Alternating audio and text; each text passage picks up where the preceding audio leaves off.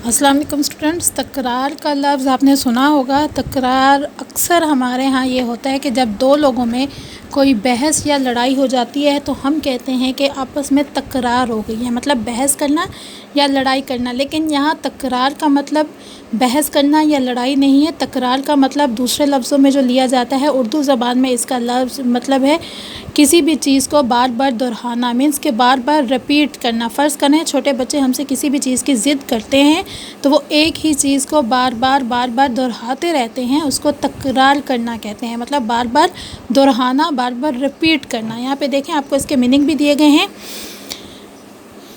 कवायद की रूह से एक ही लफ्ज़ बार बार कहने को तकरार कहते हैं, मतलब एक ही लफ्ज़ को बार बार दोहराने को तकरार कहते हैं। उर्दू ज़बान में अल्फाज की तकरार मायने में फ़र्क पैदा करता है, मतलब कि उर्दू में अक्सर हम जुमलों में एक ही लफ्ज़ को दो दफ़ा रिपीट होते देखते हैं तो वो अपने मायने अलग से पैदा करते हैं। यहाँ पे देखें, जैसे यहाँ पे आपको एग्ज़ाम्पल दी गई है, ये तो घर घर की कहानी है। मतलब घर घर की कहानी, इससे मुराद कि एक घर की नहीं, बहुत से घरों की मिसाल दी गई है कि ये तो घर घर की कहानी है। इसी तरह उर्दू के बहुत से ऐसे जुमले हैं जिनमें लफ्ज़ बार बार दोहराया जाता है। एक ही जुमले के अंदर एक ही लफ्ज़ को दो दफ़ा दोहराया जाता है, वो तकरार अल्फाज कहलाता है। मतलब एक जुमले में एक लफ्ज़ को दो दफ़ा पेश करना तकरार कहलाता है। और बाज़ तकरार अल्फाज बहुत सादा मफ़हूम में लिए जाते हैं, जैसे घर घर की कहानी है। मतलब इससे तमाम लोगों की कहानी को पेश किया गया है कि अगर किसी घर में कोई लड़ाई है या कोई झगड़ा या कोई भी परेशानी है तो वो घर घर की कहानी है, कि वो एक घर की नहीं तमाम घरों की होती है। इसके बाद देखें कि बाज़ मर्तबा तकरार से मुबालिगा ज़ोर या ताकीद की सूरत में ये होता है कि कोई किसी चीज़ से वाकिफ़ है। यहाँ पर इसकी एग्ज़ाम्पल दी गई है, वो कूचे कूचे से वाकिफ़ है, कि इस बात पे ज़ोर दिया गया है कि जिस इंसान के बारे में बताया जा रहा है वो उसके कूचे कूचे से वाकिफ़ है। मतलब ज़ोर और ताकीद से ये मतलब नहीं कि बहुत दबा के करना है, इसका मतलब है कि हाँ, जिस चीज़ के बारे में बताया जा रहा है उस पर मुकम्मल कंट्रोल है, वो अपने कंट्रोल में किया हुआ है, तो उसको कूचे कूचे से वाकिफ़ है, मतलब वो उसको इल्म है, नॉलेज है इस चीज़ के बारे में। उसके बाद बाज़ जुमलों में तकरार अल्फाज के दरमियान हर्फ आ जाता है जो दो लफ्ज़ों के दरमियान में तसलसल पैदा करता है। वो ढीठ का ढीठ रहा। अब ढीठ का मतलब आप सब जानते हैं, ढीठ का मतलब होता है ज़िद्दी होना, किसी भी चीज़ पर अटक जाना। अब वो ढीठ का ढीठ रहा, वो ढीठ रहा, तो ये जुमला गलत हो जाता है। और इस जुमले को बेहतर और मयारी उर्दू में पूरा करने के लिए का लफ्ज़ इस्तेमाल किया गया है कि वो ढीठ का ढीठ रहा।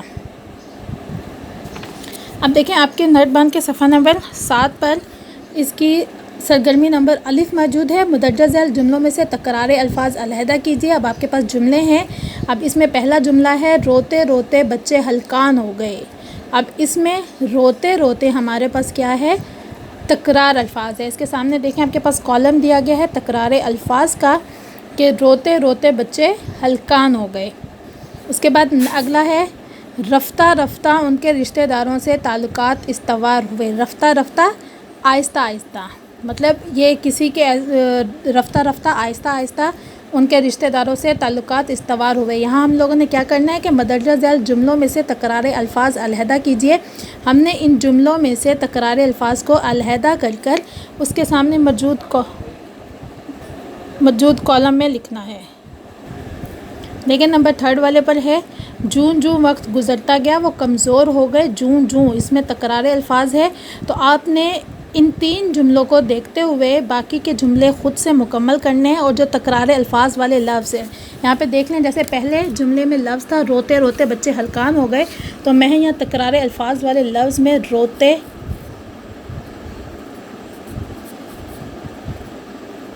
रोते लिख रही हूँ। इस तरह आपने तमाम जुमलों में से तकरार अल्फाज को ख़त कशीद करना है। ख़त कशीद करने के बाद उन तकरार अल्फाज को आपने इस कॉलम में मुकम्मल करना है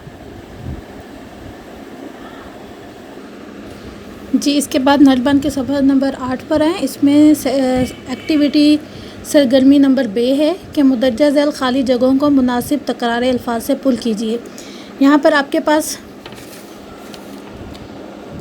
अल्फाज दिए गए हैं।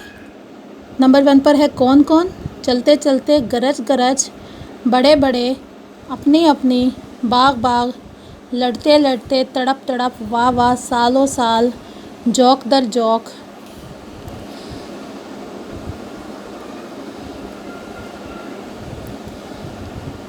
لاکھ لاکھ، بال بال، ہو بہو، پانی پانی۔ اب دیکھیں پہلا جملہ ہے آپ کے پاس ڈیش ڈیش کیا کمال کی تصویر ہے۔ جی پہلا دیکھیں ڈیش ڈیش کیا کمال کی تصویر ہے، اس میں ہم نے اوپر سے دیکھنا ہے کہ کون سا سب سے بہتر لگے گا۔ یہاں پر آئے گا واہ واہ، لیکن ذرا میں لکھ رہی ہوں،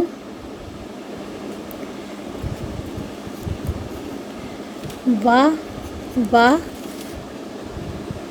کیا کمال کی تصویر ہے، زلزلے کی خبر سن کر سب کو،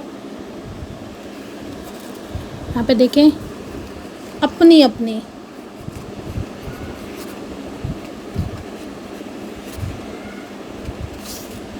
زلزلے کی خبر سن کر سب کو اپنی اپنی فکر لگ گئی۔ اس کے بعد اللہ کا لاکھ لاکھ شکر ہے، اس نے ہمیں بے شمار نعمتوں سے نوازا۔ اسی طرح اپنے اوپر کے جملوں کو دیکھتے